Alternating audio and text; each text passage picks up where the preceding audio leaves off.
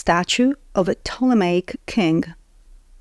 This statue, made of granodiorite, a particularly hard and dark stone, is about 1 meter tall and a little less than 30 centimeters wide. Please be very careful not to bump into the pedestal, about 80 centimeters tall, as you approach the artifact. The statue depicts a king standing with his back supported by a pillar.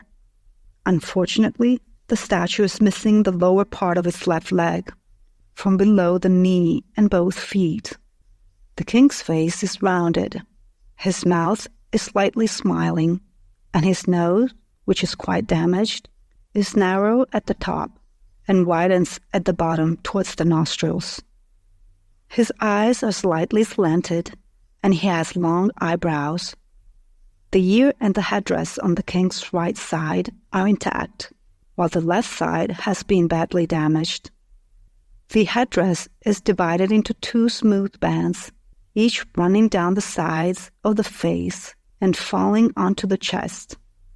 In the center of the king's forehead, placed in the middle of a band lightly incised into the stone, there is a uraeus, a stylized cobra in an upright position and a symbol of the pharaoh.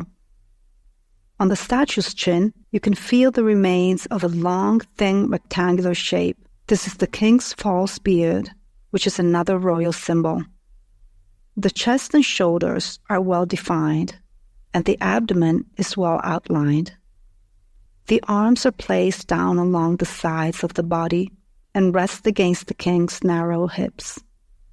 The pharaoh wears the shendikt, a kilt that starts from his navel and reaches down to his knees, leaving them uncovered. The 2 sides of this wrapped cloth overlap in the middle, forming a slight diagonal line carved down the central part of the kilt. In his right hand, the king holds the ankh, the Egyptian symbol of life, represented as a cross with a circular top. His left hand, however, holds the seneb, a rolled-up piece of cloth symbolizing prosperity. Moving further down the body, you will notice that the statue is supported by a modern metal stand.